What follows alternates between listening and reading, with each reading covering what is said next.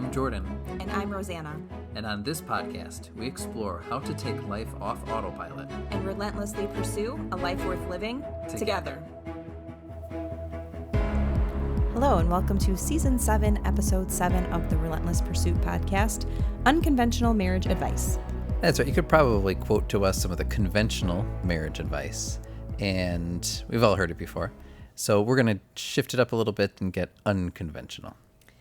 So, on the podcast, we talk about a lot of things, but perhaps more than anything, it's about marriage or a relationship between two people. Yeah, I used to tell people the podcast is not a marriage podcast, but it really is. It's about living life together, and that together, and the little intro that we have at the beginning, that's what really makes the podcast what it is. So sometimes we talk overtly about marriage, but usually it's embedded somewhere in every conversation.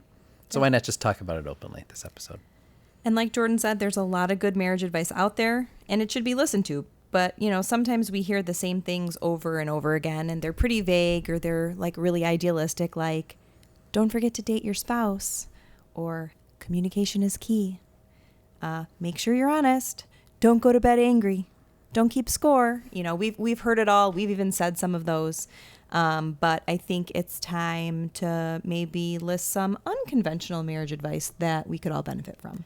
Yeah, and I would say everything that you just said is important. And so if you're considering getting married, you kind of start with some of those basics, then you can unpack what they mean. We've been married. We just celebrated our 16th wedding anniversary. So we're not, I wouldn't say we're pros, but we've been at this for a while. We've been around the block a time or two. And we've been happily married. So we can, I think, take... Did you say buried or married? Happily married. Oh, okay. Just checking. Married until you're buried, baby. There you go. But if someone were to say, well, you need to communicate. Okay, we know that. But to actually execute that in a way that works, it takes work. To talk about what to communicate and when and how and where, and that just doesn't formulate if someone tells you to communicate. Or you can say date your spouse. I think that's great advice, but I also think that there's some specificity to that as well, and that by itself is not necessarily. And so we'll talk about some of our advice, but that there's some missing pieces that if you're fixated on just that one, maybe you're missing some other, perhaps more important things as well. So all of that's good advice, and we don't want to discount that, but we're going to try to share some things that maybe you don't typically hear people say.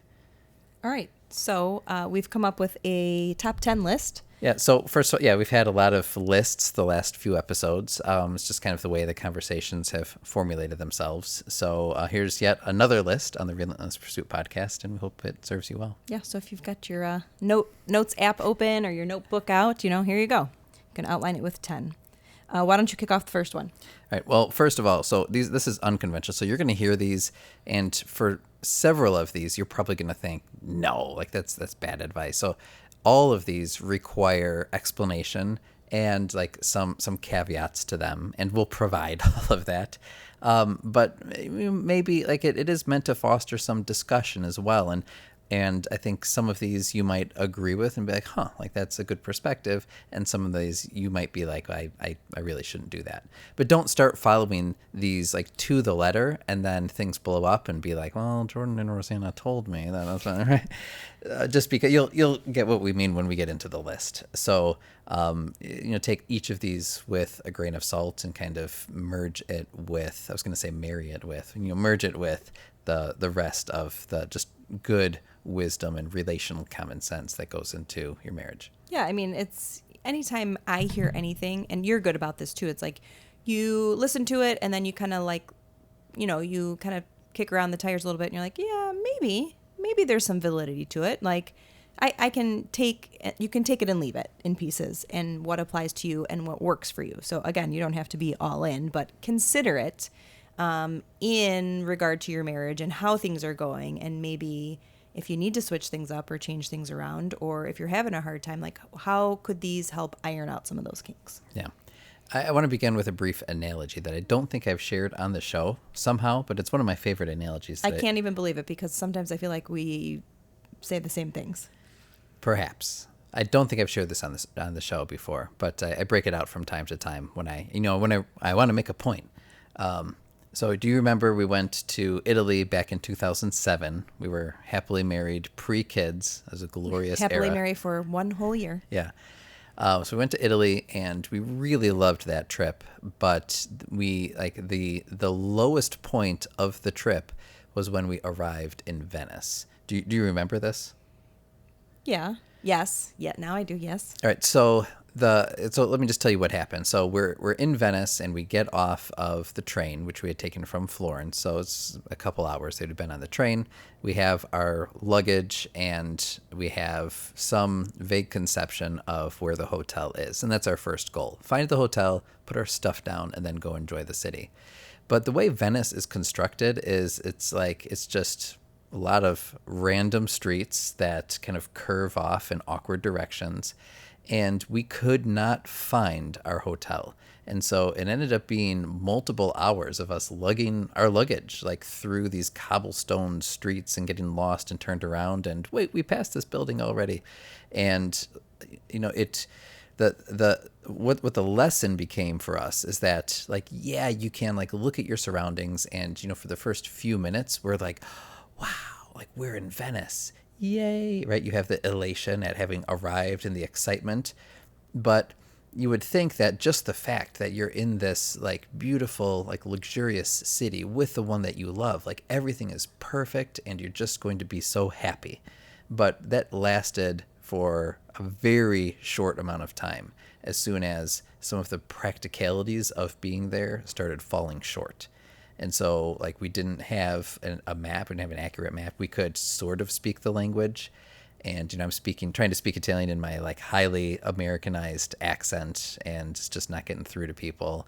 And you're getting mad at me, and I'm getting mad at you, and we're getting hungry, and our feet are sore, and it's like the sun is going to set soon, and we're like, shoot. So there's just some fundamentals to enjoying Venice. Venice by itself couldn't make us happy. And, this all comes back to marriage, too. Like, sometimes we think, like, just the fact that we're married and we're with one another should be enough to make us happy. But it's not, and it never will be. There are certain fundamentals that kind of need to be in place that are not that exciting to do or to talk about. But if they're there, then you can build an exciting experience on top of it. So let's put the fun in fundamentals, shall we? Oh, gee. Okay. All right. All right. So here we go. Here's our list of unconventional marriage advice. Number 1, spend time apart. Spend time apart. Right. We've probably heard that before. That's not terribly unconventional.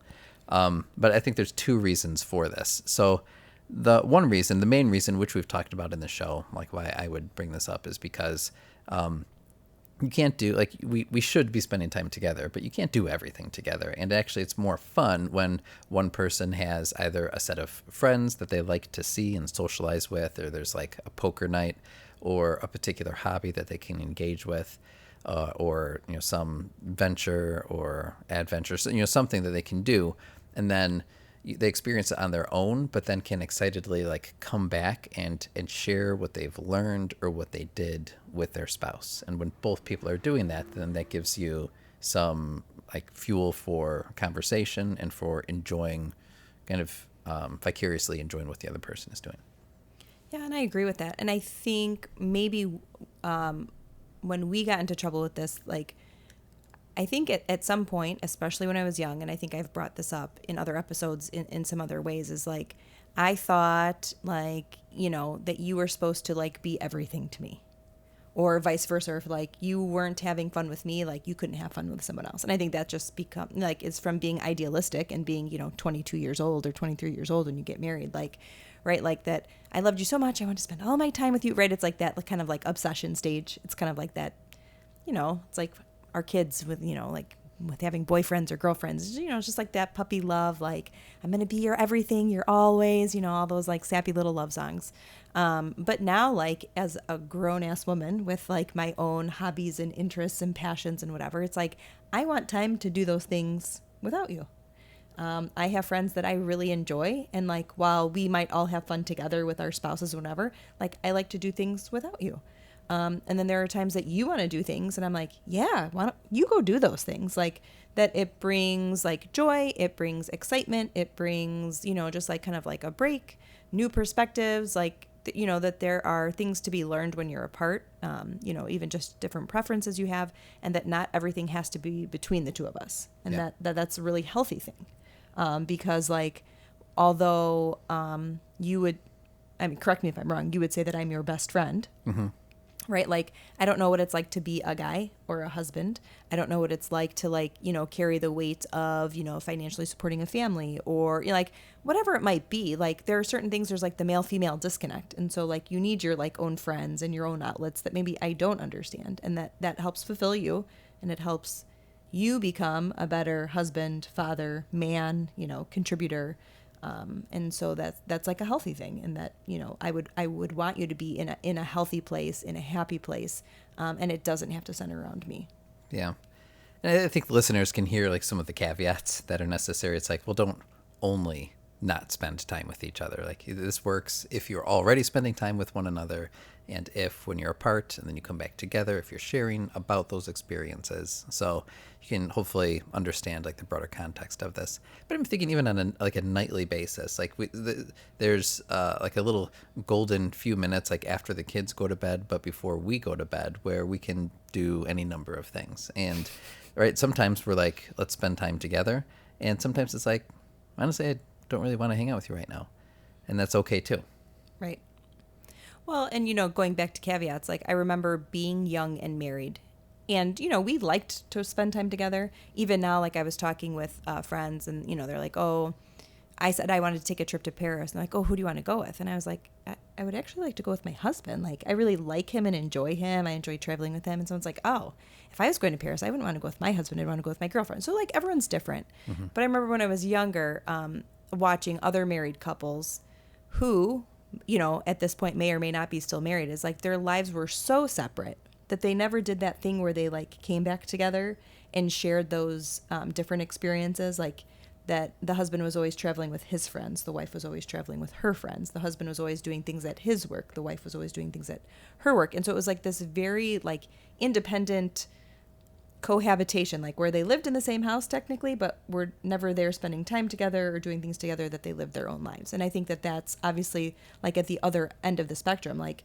spending all of your time apart and not having common interests or doing things together is also a recipe for disaster. Yeah, maybe that's a good way to look at it, is you're in a spectrum. And if you're at either extreme, then you're in trouble. But if you have a balance between, joyfully spending time with one another, but also like pursuing things as an individual, then you're probably in good shape. Well, and I like that, joyfully spending time together. You're not just spending time together because like you have a dog and you have to take turns letting it out, or, like someone has to like cut the grass, or you have kids and you have to drive them somewhere, right? Like that you do look forward to coming back together, even if you're, you have travel schedules and things are crazy and you have kids, but it's like, are we spending the meaningful time together and coming back to one another? All right. That's number one.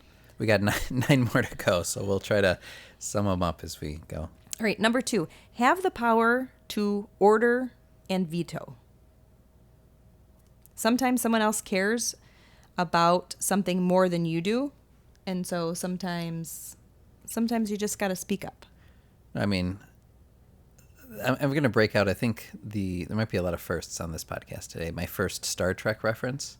Oh, there you go. On the Starship Enterprise, did you know that there is one person on the ship who can give orders to the captain? I did not. Yes, it's the doctor. And why is that? Because the doctor, being a medical professional, can sometimes have the captain's medical best interests at heart that the captain himself may not necessarily want to attend to. And so the doctor can actually order the captain to, go to sleep or take this medicine or do whatever he needs to do so that his health is maintained. And so I think, like, especially with health, but you see this in a few other areas too, where you need someone else to take an interest in your well-being because you're not. And so one of the rules that we haven't actually done this in a while, but there have been times where you and I have sent one another to timeout. That's a true story. Mom, where's Dad? He's in a timeout right now. Right. And it's not because you were removing yourself from the situation, but because like you're getting frustrated with the kids or getting overwhelmed with work and you just need space to take care of that.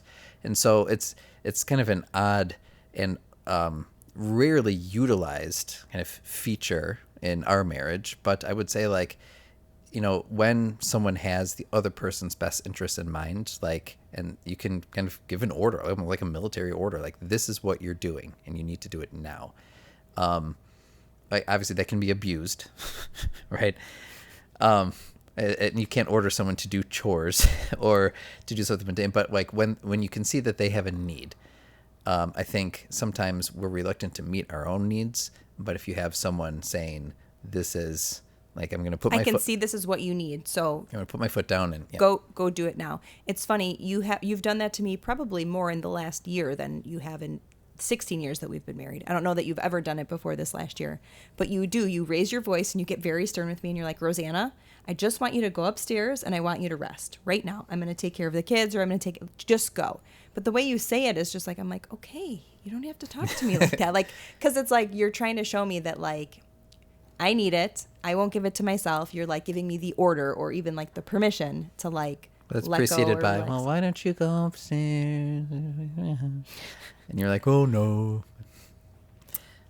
And also like veto is like the opposite, where, I said like, oh, I'm going to go like, build this thing in the garage and it's going to be gorgeous. And you like, I think you used the word veto. You're like, nope, you're not going to do that. Oh, that's right. If we're going to hire a professional to do it right. If you know us at all, we have this beautiful like built-in. What do you call it? I call it like a cubby, or like lockers for like the kids. This whole beautiful bench. It's like a bench with shoe cubbies and overhead store. It's the most gorgeous thing I've ever seen. I spent multiple days just staring at it in our garage. So it's like kind of like when you enter in through our garage, it's the laundry room right away, and the laundry room takes up the whole thing. So there's not a spot for like a mudroom locker situation. And here's Jordan, who has very limited tools and woodworking ability, was going to build it. And I said, I don't have 4 years for you to figure this out. Like, I want to do it. I want it done right. And he's like, no. And he sketched it and whatever. And I said, listen, you're not doing it. And, I got a little harsh and I said, i.e. see the swing set in the backyard. So like, he did not like it. And no need for detail on that. This might be the one time that you actually listen to my veto, because I try and veto other things and you're not happy to listen. But you often, I wouldn't say veto, but like, I take your advice. You don't have to get to that point necessarily. But I think like overall, like this unconventional advice is kind of pointing out like sometimes like we just have a strong feeling about something, or we're willing to take care of the other person in a way that they won't. Or there's just something that matters to us, where like putting our foot down in a sense like actually helps get what needs to be done. Right. And it's not to hurt the other person. It's always used as a way to like save the other person from more trouble or stress or heartache or wasted, time and Yeah. So if you're ordering one another or vetoing regularly, like just don't do that. That's weird. But like once in a while, it's a tool in the marriage toolbox that we've used that has helped us. Usually I just veto your outfits. Yeah. Well, that's why I keep you around. Yeah. Make sure you don't look like a clown Does leaving this the match? house. All right, is it my turn? Yeah. All right. This is kind of a weird bit of advice as well. Rule number 3, unconventional marriage advice. Have enough money. It's just money is a hot topic. We've talked about it multiple times on the podcast, and it's easy to say like this is a rule, like just have enough of it. So it's when that's a scarcity that creates so many other stressors on individuals and on the family unit. So I'm just talking about like having a firm enough foundation to build other things on. Like money is one of the pillars of that foundation. So live your life in such a way that it is, as not a scarcity. I'm not saying like go be rich, but even just having, you might have a lot of it, but if there's still overspending, like that could put stress on that pillar as well. So just being conscientious about your money, but making sure that you have enough so that it doesn't become this shaky pillar. Right. So like budgeting and planning, and then being on the same page with like, this is how much money we have and this is where it goes and this is how we spend it. When you're not on the same page with your partner, again, causes shaky footing, can cause a lot of arguments, a lot of disagreements, and then, it just kind of stems from there. So I guess that's pretty conventional, but the way to say it, like just to say have enough, that's my unconventional spin, I guess. Well, and that's, one of those that you have to agree on it. And, a lot of times people will disagree on how it should be spent or why or when, and there's obviously, arguments about whose money it is and whose money buys what. And, when you're not on the same page with money, it can cause a lot of problems. And so you have to decide, how much is enough. Yeah. So that feeds into number 4. How does that feed into number 4? Well, it just does in my mind. I'll explain. All right. You wrote this down, so I'm just reading it. Number 4, be unsexy. When it comes to money and just the business of the household, it needs to be treated like a business. Yeah. Let me explain what I wrote. Go ahead. Yeah, explain. You wrote it, so you explain it. All right. So again, like we think of marriage and relationships needs to be there's this emotion that is attached to it, and we hope that is. But just like my Venice example, that emotion is very fleeting if some of the fundamentals of living are not sound. So like not just having enough money, but like there's a certain business to life, whether it's money or whether it's managing a calendar or making sure that there's groceries and like just kind of I would say like the management of the household. So yes, we should be sexy and have love and passion, but I would also say like you want to make sure that there's a degree of formality and degree of business to it, and maybe for some people that almost looks like, I've heard of some people have like almost like a business meeting where you sit down and everyone has like pen and paper and like there's a degree of formality to it. I don't think we've gotten that formal, but we still have a system in place to just comfortably talk about the fundamentals of what it takes to maintain the basics of our life. Right. So basically what you're saying is like, yeah, there's a time to be sexy, but a lot of life isn't.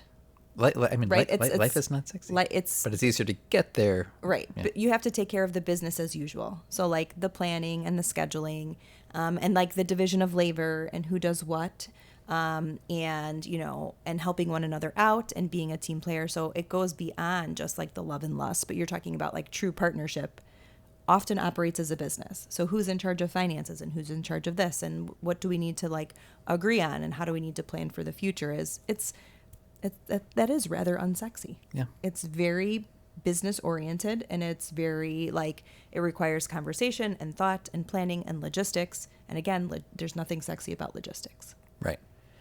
But it's easier to enjoy some of the other things. Like if we show up at Venice, it's like, well, we should have had a better map and we should have learned to speak Northern Italian like a skosh better and maybe have lighter luggage and not arrive there so late in the day. Like there's some fundamentals where if those are taken care of, then we could have enjoyed those first few hours a little bit more. So I guess so what you're saying is it's okay that part of your marriage, like part of marriage, part of anything, it's unsexy. Yeah. Yes. Or just like planning for a trip, right? There's tons of logistics to it so that you could get to the point where you enjoy it. So same with marriage too. One of those fundamentals. Yeah. All right. Number 5 has my name written all over it.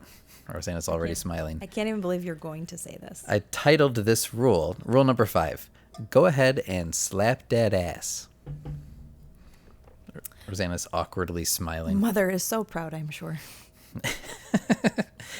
All right. So what I mean by that is that was inspired by Rosanna's jeans today, everybody. I'm just going to put that out there. Wow. Okay. Here we are. All right. Yeah. So thank you. But I think it's good advice to like have a date night and to date your spouse. I mean, we do that. We have regular date nights throughout this summer. Spring and fall is a little harder to come by sometimes. It's sad. Yeah. But I think that's good. Like go get out and enjoy time together. But the thing that comes up is that like that can be few and far between, or even if if you have a regular like weekly date night, I think that's great. But what happens on the other 6 days of the week? What do those interactions look like? If it's strictly like, unsexy business, right? Then sure, you've got like the Or fundamentals. spending time apart.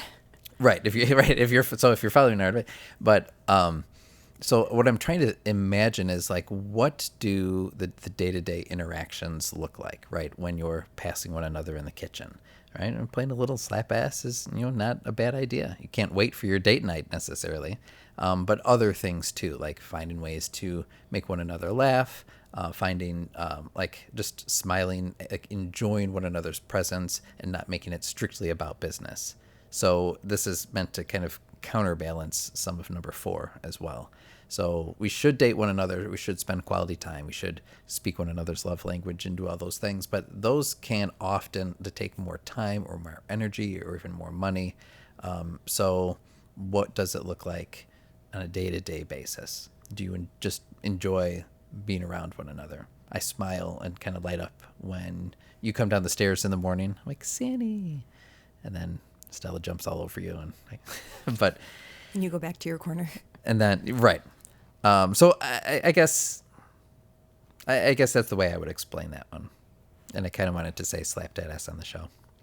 Okay. Well, you're going to just continue to say it, aren't you? Well, and I think as I'm not going to repeat what you said in terms of what number 5 is, but like, yeah, I just can't. Oh, I just can't. You're so proper. I'm such a prude sometimes. Yeah. Like, are you, I don't know, like, are you looking just for like those little moments to like be coy or to, say something unexpected or like, just like to keep the little fire alive, Yeah.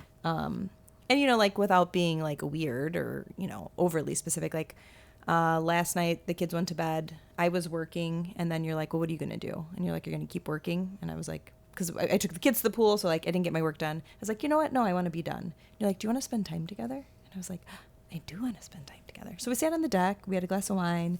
We talked actually a little bit of money, a little bit of unsexy logistics, a little bit about some real estate stuff you're doing, a little bit about my business. Like none of that was like hot by any means, right? But like just like spending time together, coming together, like enjoying just conversation about life. And then we came inside. And you took a shower real quick, and then we ended up watching a movie, which you hate watching movies, but I don't hate it. Okay, but anyways, I like watching like the first third or the first half of a movie, and then I get antsy. But regardless, you sat and watched a whole movie with me on Netflix, and then we went upstairs, and it was, I mean, usually you and I are in bed by like what, 9:30? Oh, this was close to midnight. This was crazy. It was actually, I walked out of the bathroom at midnight. And, just kind of surprised you with just a little, you were like, oh, little love at 12 o'clock. I should have been in bed. I don't like doing anything after 9 o'clock. It's just like, and you were so happy because you were so thrilled because it wasn't scheduled and it was, yeah, nice little surprise, and you've been smiling all day. Yeah.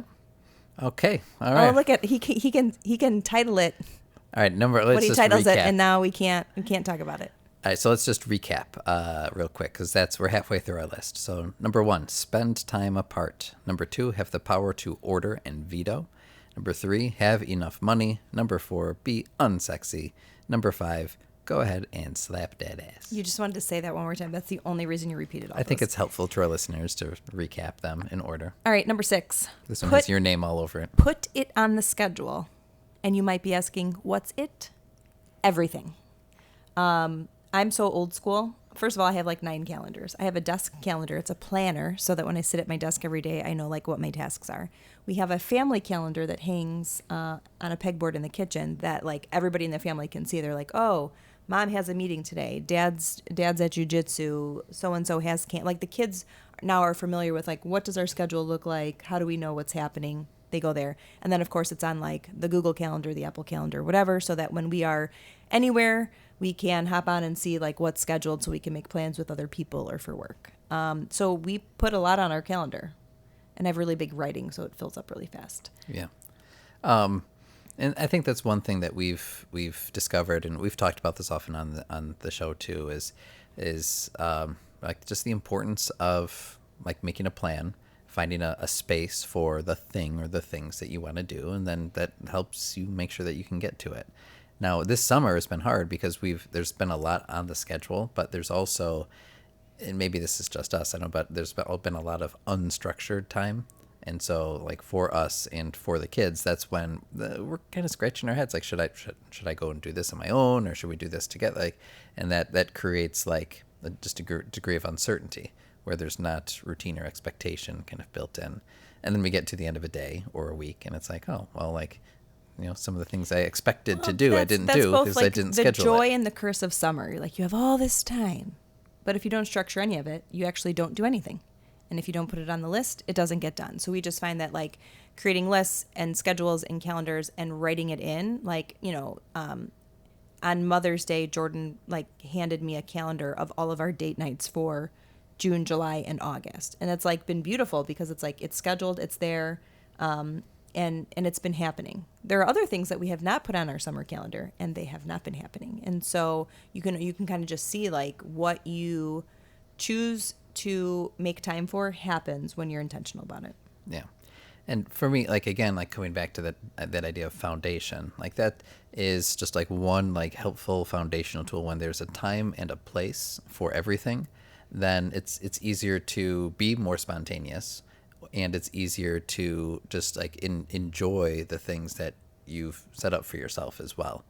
When there's uncertainty about who's meant to do what at given times, at least for us and our family's disposition, then it's just harder to feel like you can enjoy yourself. So again, that's not terribly unconventional, but maybe if we think about like how to at least get to the joys of marriage, like this is one of the things that helps undergird that. And I'm not saying that we schedule our playtime, our sexy time, but like if you have the conversation of like how many times a week fulfills both you and your partner, or what times of day you prefer things, like when you're aware of that. Some people do put it on the schedule. We haven't strictly structured written it somewhere that anybody can read. And but it probably it's like, wouldn't hurt either to be like, all right, now it's not a question. Like, Tuesday, this like that's when it's supposed to happen. Okay, and maybe that's we don't do that. But what I'm saying is like if it needs to be 3 days a week, like okay, like on your internal calendar, right? You're like, okay, well, it's Thursday. How many times have we gone so far? Well, all right, we're a little short. Like, then you got to play catch up. Saturday, you got to figure it out. 3 times like, today. Or like I've told you, like I really don't want to do anything after 9 o'clock at night. So it's like, all right, well, then we got to get a little strategic. Then you better factor it in elsewhere. Correct. So schedules are a good thing. Mm-hmm. Okay. Number 7, unconventional advice: get mad at each other. All right. How mad? Oh, I'm mad. About what? Well, so this is how this one works. This is the caveat. If you're mad all the time at your partner, it's not for you. Then nothing, then nothing you communicate through that anger will get through, because it's just like, well, this is just how they communicate to me. I can't decipher what's critical versus what is just bothering them, because just everything is registering at the same degree. So like it's pretty rare that you and I argue or even get like mad at each other, but when we do, and I'm talking mad like once or twice a year kind of mad, right? Kind of the same idea of putting your foot down, like because we don't normally communicate like that with one another, that when I get mad at you, like you something's going on, like I'm communicating through that anger that this is important and I'm not messing around.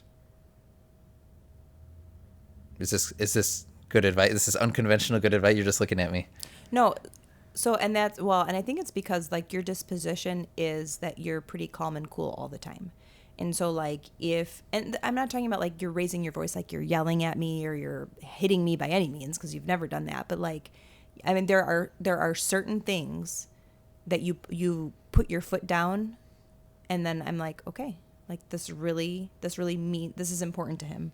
Or I have to like check myself in terms of like, what am I like, why do I have a problem with this? Like that it's maybe not like what you're doing or what you want to do is the problem. It's more like, it's like a me problem, There's something, and it may not even be like what the person's saying, because like anger can be confusing and even misleading sometimes, but there's something there that's a chance to like lean in and key in, like what is triggering this? What's really at the root of this? Right. And then how am I how am I contributing to that? Like, what would make you get to the point where you're that upset? Like, so then, it's just being aware of like, okay, what are his needs or his values or his wants?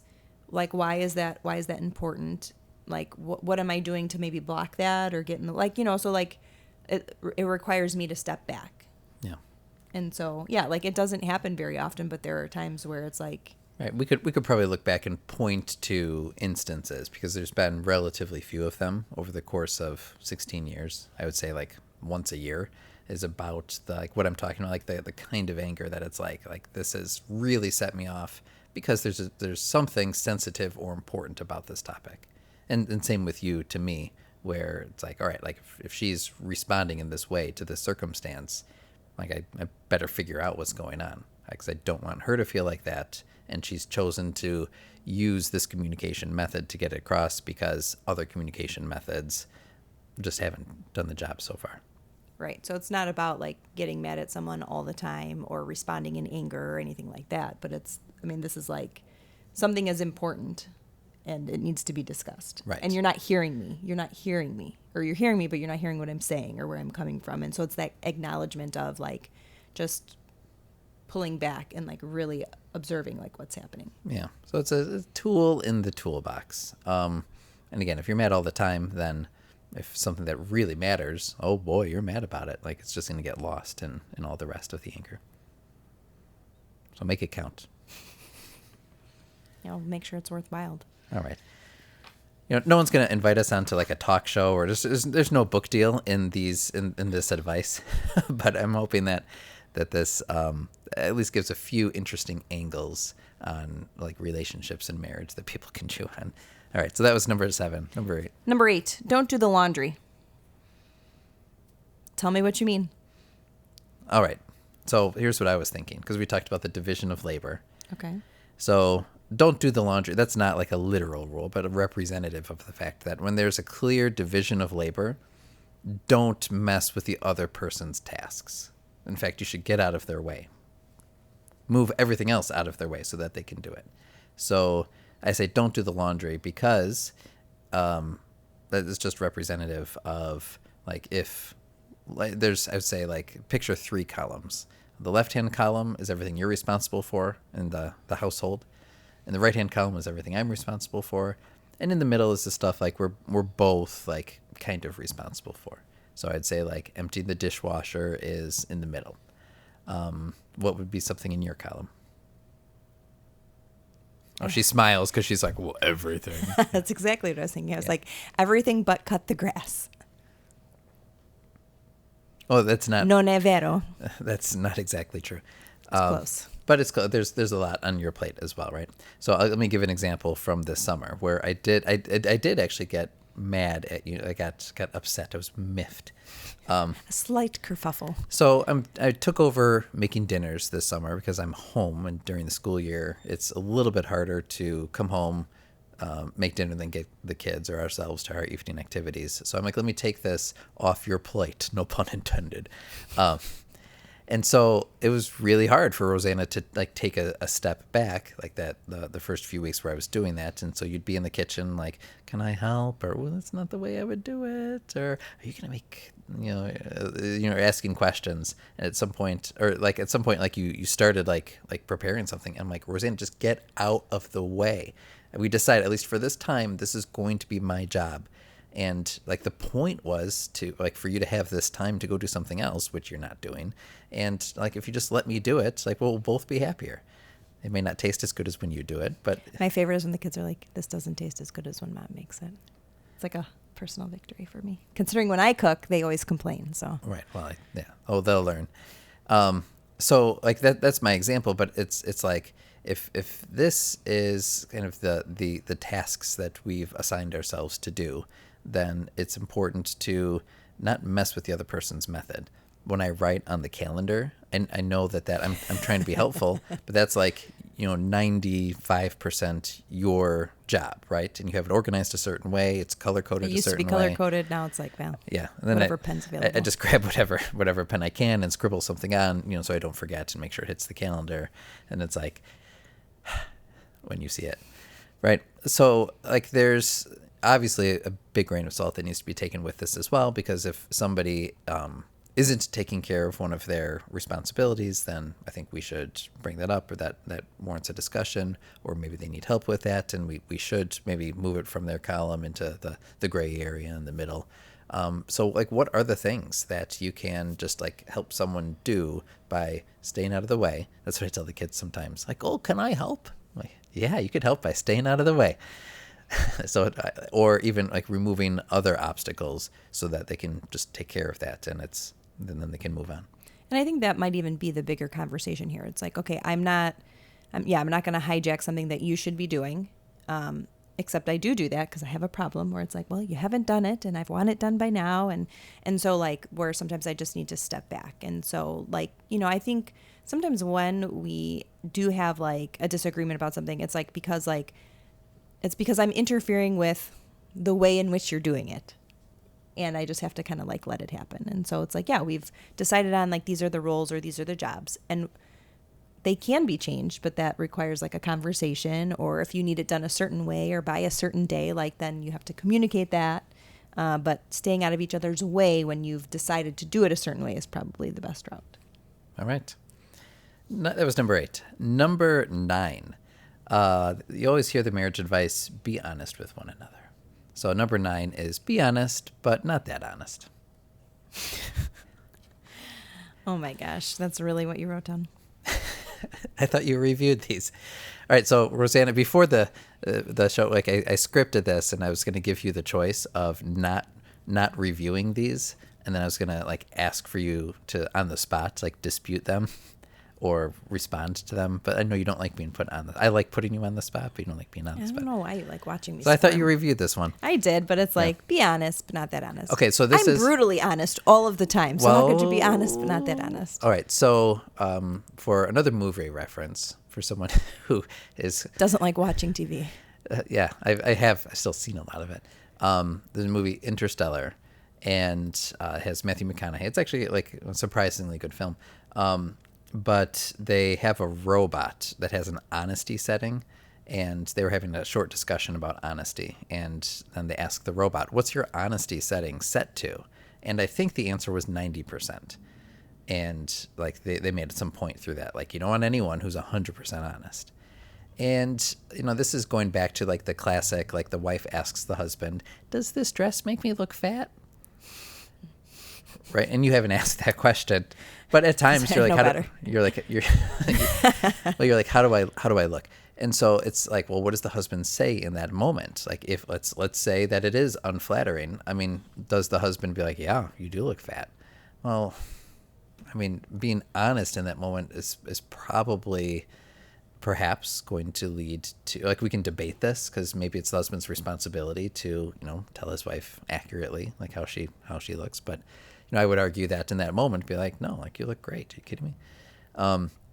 And so I think that it's important to have you were honest with the way I looked. This is going back months now, but I felt like there were a couple occasions in a row where you critiqued my appearance, and you were right. I'm like, yeah, like I do look tired, or I do look old, or my hair is whatever, and my beard is whatever, and right. And you were just having a day. I could have tried a little harder. I know. But at the same time, like I just felt like I felt it. And so by a certain point, I was just like, can you just stop? Like, just tell me I look good. All right. That's all I want to hear. Just tell me you love me. I know, but it's like, do you want to know what I think, or do you just need me to tell you that you look fine? Well, that's why I say like the honesty, like you really do need to be honest, but you just said like you're brutally honest, and it's that like we still need to consider the impact and the timing of what we have to say as well. Okay. Like you can't hold secrets from your spouse, and you can't lie to them. But at the same time, like delivery is everything, or like, a gentle nudge. You're like, it would be great if we just went out and bought a few new shirts, or right, nice little gentle reminder about our appearance that isn't exactly critical. Yeah, so no, I wouldn't worry about being brutally honest in a marriage, because then it becomes brutal, and that's not what you want. It's not an adjective. And honestly, that's probably not what you want. Yeah. Like Emily Dickinson says, she says, tell the truth, but tell it slant. Oh. You should go look up that poem. Never heard. All right. That was number 9. Number 10. Get with others. Which may sound odd. So But I try to phrase these to sound like, oh, that's so unconventional. This is not really that. we're not in that an surprising. open relationship here by any means. But talking about relationships in marriage or just being around other good couples can help inspire us. And so, we've met so many couples over the last few years because of, like our kids and the parents that we've met and in other connections. And so it's good to get to know other people and to hear about how they met and how long they've been married and like what they do for date nights and what's important to them. And, like how do they structure family and, even what about their spouse upsets that, it's like that little bit of like commiseration and that little bit of understanding, but also that little bit of challenge. Like, you guys, and people say, we've said this, other people who said this, oh, you guys seem to have it all together. And the reality is nothing is, Instagram perfect. And nothing is exactly as it appears. But like, if you're with people who are genuine and genuinely trying to like love their spouse, I think that's a good place to be, where there's a bit of honesty, vulnerability, and it can encourage you to kind of seek a better relationship with your spouse. Yeah. We've talked before about the podcast about like what you surround yourself with becomes your normal. So it doesn't even, like, I wouldn't say like marriage has to be a regular topic of conversation, but like just being around other positive couples kind of becomes your normal, and that can be helpful. And I've made no secret that I value imitation, and at times I may like overtly imitate like other positive qualities that I've seen in couples. So I don't think that works strictly at the individual level. I'd say that works at the couple level as well, the relational level. Well, and I've heard people tell stories about how like many of in their circle of friends, like couples have gotten divorced, and it's like, that it almost becomes, and whether it's a wives' tale or not, like contagious, where it's like suddenly everyone's disgruntled with their spouse, and suddenly, you've got, one husband who's mad at his wife, is now like planting the seed that, well, you don't need to be with your, that it's kind of like that same thing, or it's like who you surround yourself with, that bitterness, that envy, that jealousy, like sometimes that's infectious too. Mm-hmm. So that's the biggest caveat for this. Get with others, but it should be positive others, not people who are like fanning like a flame of negativity that just continues to like just turn and create some bitterness within you. Yeah, but people who want to see you thrive with your spouse, people who love you and love your spouse, and people who enjoy spending time with you. Yeah. All right, so obviously a lot of caveats and explanations needed for the way that we've titled these.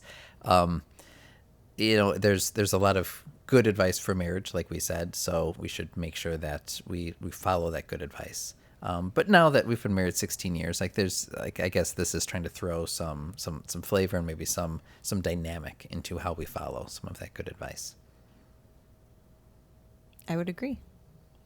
Some of it might sound unconventional. Some of it is, a little tongue in cheek, but, marriage takes work. And over the years, people continue to grow and people continue to change. And what worked 16 years ago doesn't work now. And what is going to work 5 years from now might not be what works now. And so just kind of constantly checking in, really kind of realizing who you are, who the other person is, acknowledging what that person needs, acknowledging what you need, communicating that thing, and just, trial and error sometimes is the way to go. Like, this hasn't been working, so let's fight about it. Let's spice it up. Well, so we should try to talk it out first. So, I hope people listen to the podcast and just like we were talking about number 10, get with others. Like maybe I hope people can listen to the two of us talk and be like, oh, okay, like this is what like a healthy, like normal, happy couple sounds like, and just being exposed to that. Maybe I hope trickles into their own life as well. Do you hope that as well? I do. So that's part of our objective with sharing these conversations with you. But yeah, it takes work. I almost imagine like two pilots flying a plane. You could press the autopilot button, but the autopilot only gets you so far, and you need like minor course corrections as you go, as you respond to wind and weather and yeah. I don't really know what autopilot does, but yeah. But this podcast, we're taking life off autopilot. So yeah, we at least need, you can't just trust that everything that you put in place at the beginning of the marriage is still there, or that even if it is, it still serves you in the way that it needs to. So I'm really curious what people's feedback on this conversation is, because we went for kind of a different slant, talking about an important topic. So which ones do you disagree with? Which caveats did we miss that you would want to throw in? And what other unconventional advice might you want to pitch our way? We're interested in hearing it all. And if you know anyone who likes talking about marriage or might benefit from a podcast episode that shares tips like this, go ahead and pass this their way. Yeah, don't forget to hop on to iTunes and leave a 5-star rating and a review. And, like you said, share it with your friends. All right, well, we hope you have another fantastic week, and we will see you all again next week. Bye-bye. Thanks so much for listening to today's show. We hope you will use this conversation as a starting point for your own. We hope you're encouraged to think and act more intentionally. If you want to learn more, you can visit our website, therelentlesspursuitpodcast.com, where you can find notes on today's show, plus additional blog posts, and you can subscribe to our free members list. Please subscribe, leave a review, and share with your friends. Facebook and Instagram are 2 great places to connect with us for daily doses of our quotable quotes, behind the scenes, and real-time photos, videos, and challenges. Until next time, let us know how you are taking life off autopilot and relentlessly pursuing what matters.